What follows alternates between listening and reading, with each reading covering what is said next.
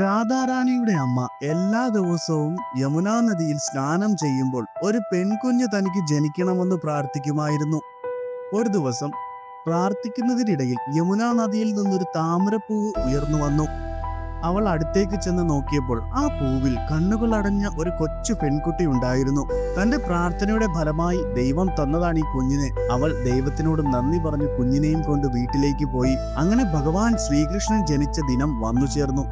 നന്ദബാബ ഭഗവാനെ ഗോകുലത്തിലേക്ക് കൊണ്ടുപോയി. തുടർന്ന് ശ്രീകൃഷ്ണന്റെ ജനനം ആഘോഷിക്കാൻ നന്ദബാബ മുഴുവൻ നഗരത്തെയും ക്ഷണിച്ചു. കൂട്ടത്തിൽ രാധാറാണിയുടെ മാതാപിതാക്കളെയും അവരും രാധയുമായി ഭഗവാന്റെ വീട്ടിലെത്തിയിരുന്നു. അങ്ങനെ ഗ്രാമത്തിലുള്ളവരും ശ്രീകൃഷ്ണ ഭഗവാന്റെ ജനനം ആഘോഷിക്കാൻ വന്നവരും രാധയെക്കുറിച്ച് പറയുന്നതും രാധയുടെ ശബ്ദവും ഭഗവാൻ ശ്രീകൃഷ്ണൻ കേൾക്കാൻ ഇടയായി. പെട്ടെന്ന് ഭഗവാൻ ശ്രീകൃഷ്ണൻ രാധയുടെ അടുത്തേക്ക് പോയി. രാധയുടെ കണ്ണുകൾ 11 മാസവും 15 ദിവസവും അടഞ്ഞിരുന്നു. ഭഗവാൻ ശ്രീകൃഷ്ണൻ അടുത്തുണ്ടെന്ന് മനസ്സിലാക്കിയ രാധ ഉടൻ അവൾ കണ്ണുകൾ തുറന്നു. വേറെ ആരെയും നോക്കാതെ ഭഗവാൻ ശ്രീകൃഷ്ണനെ നോക്കിയിരുന്നു.